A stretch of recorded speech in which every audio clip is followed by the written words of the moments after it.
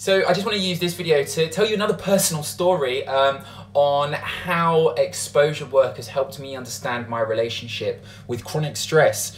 So about a year ago, I walked into a workshop that was doing a lot of superventilation work and also had ice baths for us to get into. So it was a workshop that was really focusing on putting us into this kind of more sympathetic tone, this upregulated, this fight, flight or freeze state. Now, I never really got on with superventilation work at first. It never really felt right with my body, with my system, and I was very uncomfortable doing it, and I could never really connect the dots and understand why until I got into that ice bath for the first time. So, as I was queuing up to get into that ice bath, I was probably one of the most experienced people in the room around breath there. However, I was completely losing control. The level of panic and the level of fear that was coming over me was massive. My body was hugely triggered by the thought of getting into this ice bath, this stimulus. And as I got in there, I probably had one of the worst reactions, and the panic and fear was very, very real. And kind of it was at that moment that it all flashed before me, and I started to understand why I had issues with putting myself into a more sympathetic tone, which Super V tends to do, or which ice baths do.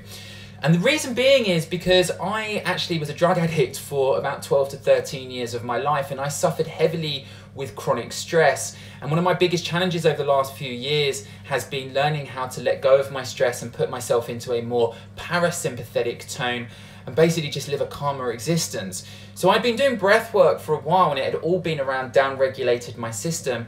And then whenever I was doing Super V work, it was spiking my system, and I just wasn't happy because it was reminding my body of this place where I had lived for so long, this state of stress. So getting into that ice bath really made me aware of this, and I managed to overcome that fear. I managed to bring myself down, get my breath under control. I got out the bath. I had this light bulb moment about my relationship with chronic stress. And what I did is I got straight back into that bath, because that was my biggest learnings. That's where I could make the greatest adaptations. It's about challenging my fears, challenging that concern, that worry, that panic head on, because that's where I would get my most strength, my new learnings, and make the greatest adaptations. You get what I'm trying to say.